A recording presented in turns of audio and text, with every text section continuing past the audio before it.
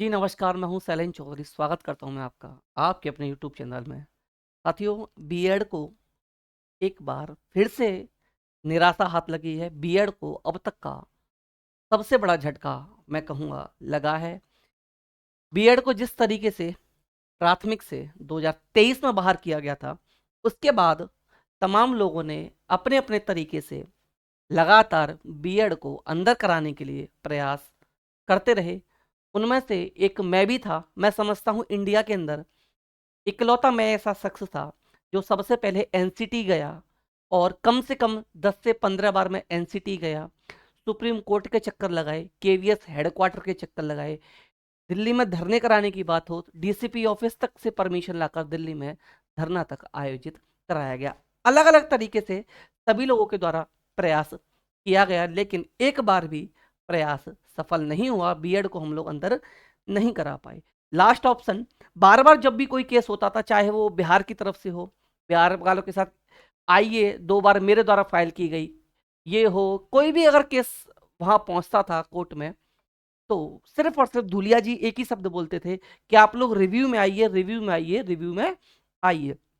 Review Devesh Sharma के द्वारा file भी कर दिया गया था, लेकिन जब मैं लगातार सुप्रीम कोर्ट जाता था तो वहां पर लॉयर्स के द्वारा एक ही बात निकल कर आती थी कि रिव्यू में कुछ नहीं होना, रिव्यू में कुछ नहीं होना। उन्होंने एक छोटा सा एग्जाम्पल मुझे दिया था। उन्होंने बोला कहाँ से हो? मैंने बोला सर मैं यहाँ से बिलोंग करता हूँ। रूरल एरिया से बिलोंग करते हो? मैं जी सर। कि क्या कभी आपने जो पंचायत में पंच होते हैं उनको अपना फैसला बदलते देखा है? तो ये तो माननीय सुप्रीम कोर्ट के जज हैं।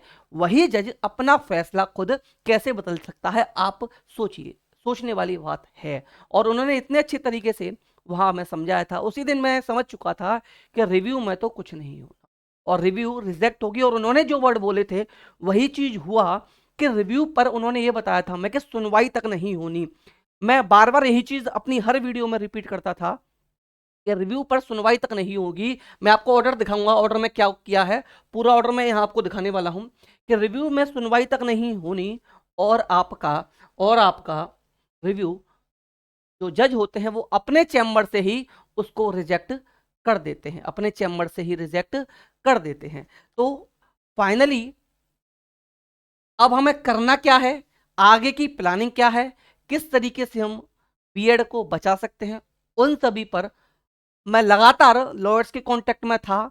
और आज के दिन का वेट किया जा रहा था कि अगर ऐसा हुआ तो हम लोग आगे क्या कर सकते हैं। मेरे पास लगातार ये मैसेज आए कि आपने ये मुद्दा बहुत हाईलाइट किया, आपने मुद्दा बहुत अच्छे से उठाया, आप सुप्रीम कोर्ट गए, केवी हेडक्वार्टर तक गए, एनसीटी आपने सबसे चक्कर लगाया, लेकिन आप बीच में 2 महीने से शांत क्यों हैं? क्योंकि साथियों मुझे पता था, मैं जानता था इस मैटर में क्या होना है, इस मैटर पर अब क्या होने वाला है। क्योंकि मैं घर से बैठकर वीडियो नहीं बनाता था।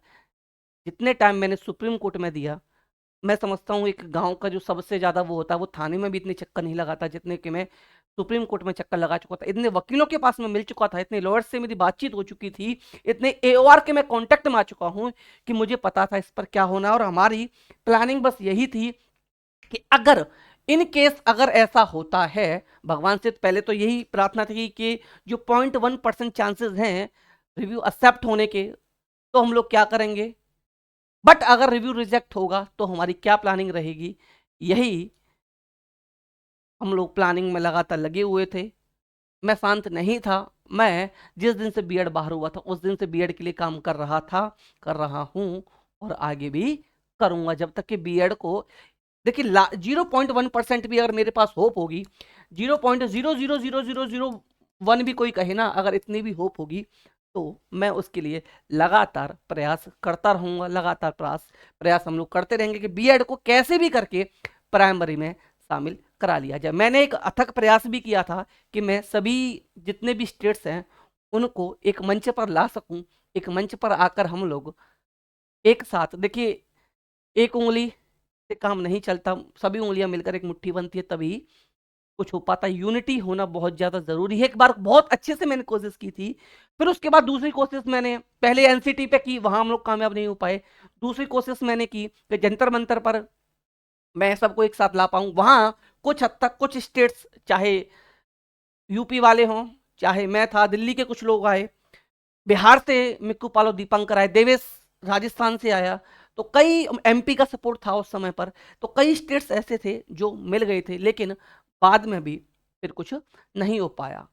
तो फाइनली रिजल्ट ये है हम लोगों के सामने। अब कुछ भी समझ लीजिए, इसको किसी की कमी कहें, बीएड का दुर्भाग्य कहें, कि क्या कहें, कि आप लोग एक लाइन यहां पढ़ सकते हैं, the review petition is accordingly dismissed. ये आप यहां पढ़ लीजिए एक लाइन, पॉइंट नंबर 4। आप लोग चाहें, अगर यहाँ विजिबल आपको अच्छे से नहीं है, तो ये ऑर्डर मैं आपको, आप मैसेज कर दीजिएगा, मैं आपको पर्सनली भी भेज दूंगा।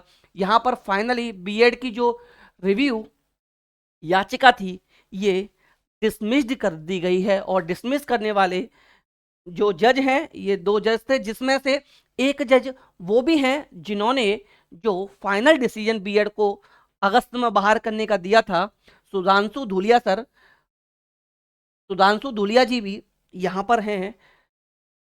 इन्होंने रिव्यू को फाइनली रिजेक्ट कर दिया गया है। यहाँ पर दूसरे जज बेला एम त्रिवेदी, लेकिन सुधांशु धूलिया जी को ये मैटर पता था, इन्होंने ही जो बोस और अनिरुद्ध बोस सर जो थे और सुधांशु धूलिया सर जो थे, यही